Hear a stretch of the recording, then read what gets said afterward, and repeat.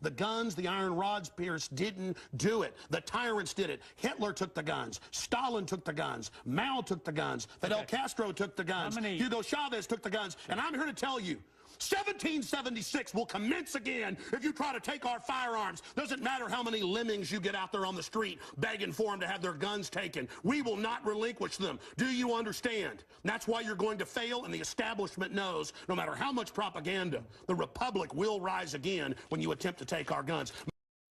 Hello. Good morning, everybody. How we doing? It's Worlds Conspire. Happy Easter, everybody. Yeah, fix my audio level. See, we got my shit a little jacked. That's a little bit better. I think that's where we want to be. A little closer there. Something like that. Something like that. There. Do a little boost. We don't need low cut. Alright. How's everybody doing? Happy Easter.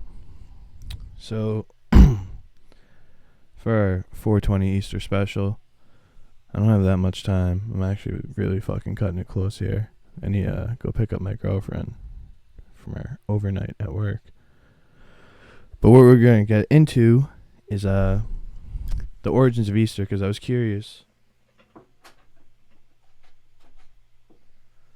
what the actual origin of the name Easter was. I've been getting really into my biblical studies as a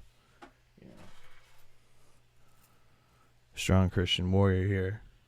Strong Christian warrior, brother in Christ. Not really. I've been getting into Jesus a little bit. I've been learning a lot about the Bible, a lot about history. And definitely it piques your interest in a lot of ways, and there's a lot of, positives to it, but you also want to learn about the history. And obviously the Catholic Church is fucked in itself, aside from the man Christ himself. And we have, the issues with the translations, and then, people getting their hands on the stories themselves, and the non-canonical stories that were taken out and put you have King James, who might have been like a gay demonologist, which is fine, but it's just interesting to know what you're reading, where it came from, kind of like, and then you get into etymology of the holidays of what the name is. We know that Saturnalia is Christmas. They don't think that Christ was actually born on the 25th of December, I don't believe. But to kind of rope in pagan populations, I believe the Catholic Church, and we're going to get into this, we're going to look into this. I have ChatGPT pulled up for us to look into. I believe the Catholic Church was just kind of doing like this marketing campaign, more or less, to pull in new followers. The Roman Catholic Church. So let's and when I was looking into Easter, let's pull this up here. I got a double display going here, so let's do the whole thing. So I was getting into Easter. It turns out Easter has nothing to do with Christ or Christianity. It's a pagan holiday. I have the fucking record playing in the background. I don't think you can hear it, but hopefully not. But anyways, Easter comes from a pagan goddess. It doesn't even have anything to do with Christ. The name itself is Estre or Eastre. And so, pagan origins of Easter in its name. The pagan origins of Easter. Both the holiday itself and the name are deeply rooted in pre-Christian springtime fertility rites and seasonal festivals. While Easter is now a central Christian celebration of the resurrection of Jesus, many of its elements are adapted from or parallel much older pagan traditions, like the rabbit and the egg and stuff. The English word Easter and the German word Ostern does not come from the name of Jesus or any biblical tradition. Instead, it's linked to the pagan goddess, or to pagan goddess worship. Estre, Eastre, according to the Bede, the Venerable, 8th century Anglo-Saxon historian, the name Easter derives from the Anglo-Saxon goddess Estre or Estre, a goddess of spring, dawn, and fertility. The month of April, called Estramonap. I don't know what the fuck that last letter is. In Old English, was named after her and marked her spring renewal festivals. Etymological roots.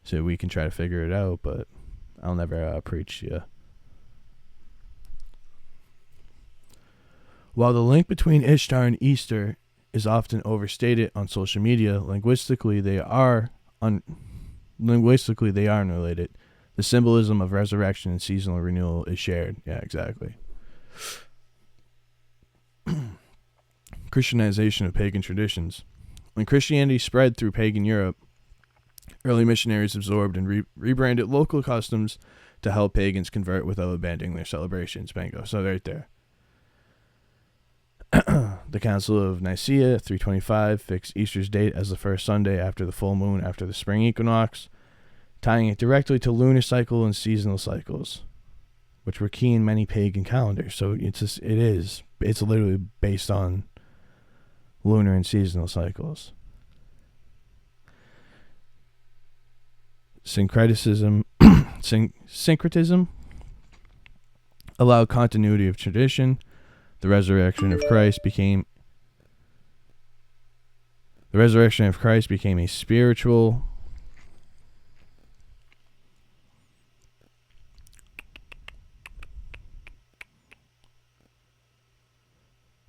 parallel to the rebirth of the earth in spring.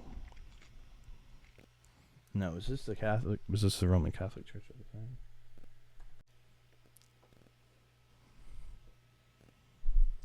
Short answer, yes. This was the Roman Catholic Church. Oh, okay. The institution later became known as the Roman Catholic Church. I got a bad wire. I mean, I guess that's okay. I need to fix that, but I think we'll get through the stream with it. Sorry if there's a little fucking buzz. So yes, it was later became known as the Roman Catholic Church, was already forming its identity when Easter was standardized, but the label Roman Catholic wasn't used yet in the way we understand it today.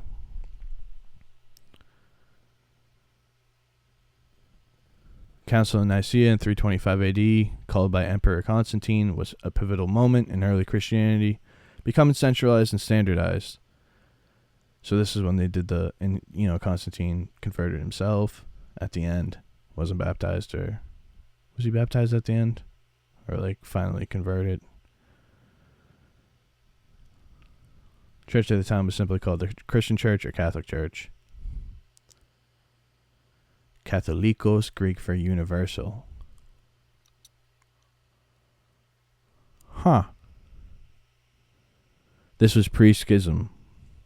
Christianity was still one church. Though Rome was gaining influence. Alright, now let's look into the astrotheological stuff. I'll type this in real quick. Sometimes I'm stupid with what I'm writing, so I have to think for a second. And this isn't, saying that you shouldn't practice Easter or you should, whatever. It's just interesting to know, how this came about.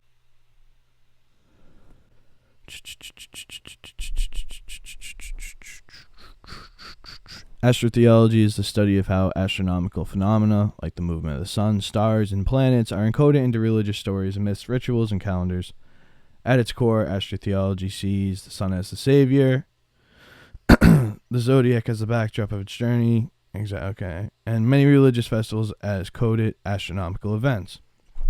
I'm just confused why it's I'm not saying that there was no Jesus. I'm just saying, did they kind of convert these pagan sun worship rituals and rites and traditions and seasonal cycle things and then kind of convert them together to bring everybody in? 12 disciples. Okay. Jesus equals the sun. The 12 disciples equal the 12 signs of the zodiac. The crucifixion equals the sun's death at the winter solstice.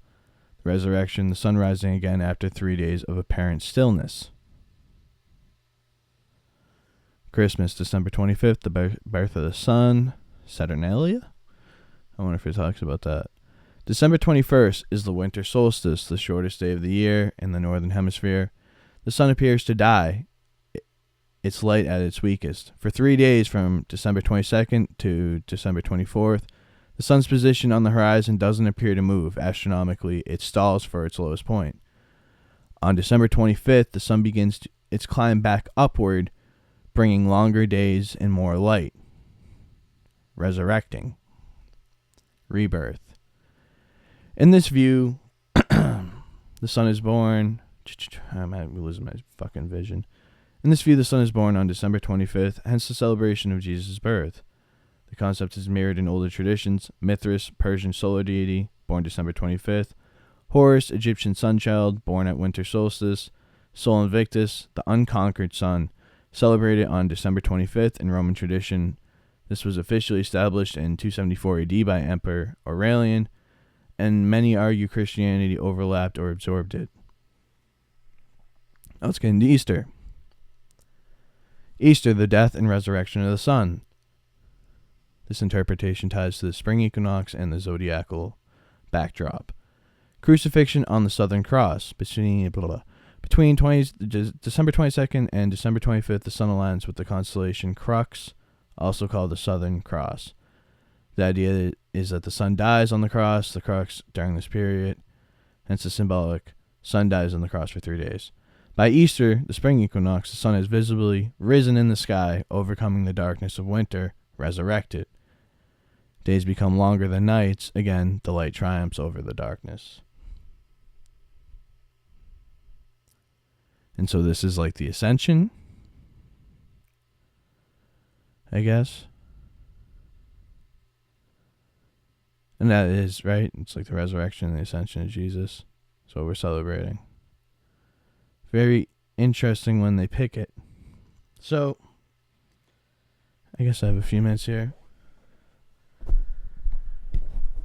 Reason I brought all this up, of course, it's Easter.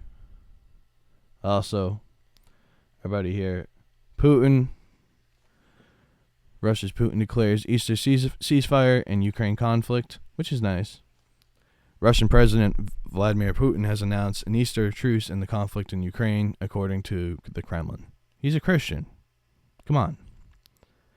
The unilateral cessation, I should know that word. Cessation, I guess. I've read that 1,000 times. Of hostilities will begin on Saturday at 6 p.m. local time and run until midnight on Monday, April 21st. It added it expected Ukraine to follow suit and cease all fire during this period over Easter. Let's see what other stories I got saved. Not cool. Professor dismissed over COVID vaccine suing LSC governor. A former professor at Lake Superior College is suing the college's leadership and the governor of Minnesota after he was dismissed from his position in 2022 for refusing COVID-19 vaccination. The New Civil Liberties Alliance filed the suit in federal court on April 9th on behalf of Russell Stewart, who taught at Lake Superior College in Duluth for 30 years, the philosophy and ethics professor seeking to be reinstated as a teacher. Not cool. Fuck that. I had to stop going to school. Well, not really. I just finished out doing online classes, but I couldn't finish out doing on campus.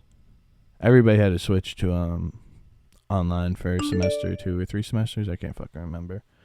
But when we finally came back, I think I had to finish my last 2 classes online, even though I wanted to do it on campus because I don't think I could. Right? Or no? Did I just lie? I shouldn't be saying that. I don't know. No, actually, I think I just made it up and fuck them, you know? Maybe not. I honestly can't even fucking remember. But you're supposed to be vaccinated. Not cool. Not cool, people. Scary fucking times. Yeah. This lady's calling me thinking that I'm not up. I'm not coming together. Just like I'm just using the phone to stream, dog. Nearly 70% of CEOs disapprove of Trump's tariffs, survey says. Supreme Court orders Trump administration not to deport Venezuelans under Alien Enemies Act for now. The U.S. Supreme Court early on Saturday ordered the Trump administration to temporarily halt the deportation of Venezuelan men in immigration custody after the lawyers said they were at imminent risk of removal without the judicial review previously mandated by the justices. USA may abandon Russia-Ukraine peace efforts within days if there is no progress. Progress, says Rubio. I need my fucking glasses, man. I need to get glasses. A prince and knight fall in love, and the Supreme Court is asked to intervene. Oh, that story, Prince and Knight, is one of the 5 children's books featuring LGBTQ characters and aimed at kindergarten through the 5th grade. See, yeah, just like don't fucking try to trick the kids into being gay. If they're gay, they'll fucking know, and, you know, they just fucking hit puberty. Hopefully they'll... You don't need a... You shouldn't even be talking about that shit with 5-year-olds. I really don't think so. Just about anything like that. Like, just fucking let them be children. Palestinian journalist and star of the Cannes documentary killed in Israeli missile strike. Of course they fucking are. It's so disgusting. You won't hear any of the journalists on the fucking news stations talking about this shit either. It's so fucking insane. The Palestinian photojournalist Fatima Hassona killed along with 10 family members in an Israeli airstrike on her home in northern Gaza. Is the star of a documentary due to be screened at the Cannes Film Festival next month. Hezbollah says it won't hand over weapons while Israeli troops remain in southern Lebanon. Boeing jet earmarked for China returns to the U.S. from China amid tariff war. Israel hasn't ruled out attack on Iran nuclear facilities, Reuters says. College students charged in Kansas City Tesla firebombing. Okay, let's check it out. Owen McIntyre, 19, faces federal charges for allegedly using Molotov cocktails to damage Tesla vehicles and charging stations during spring break. Nice. And he was from Massachusetts, right?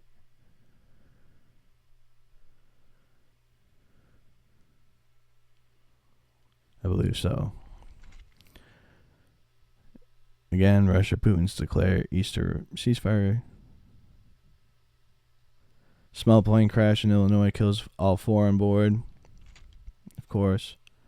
What's up with the planes? Is this like some type of is this a foreign entity of some sort or some terrorist entity that's fucking with our aviation systems, or even the boat that hit that bridge, or the chemical spill in Pennsylvania, was it? In East Palestine, right? Is that what it was, or was that Ohio? I can't recall. But the train that blew up with all the fucking shit on it caused like a chemical bomb to go off. I mean, that's war. You know, if that's somebody doing that on purpose, that's warfare. You know what I mean? That's not.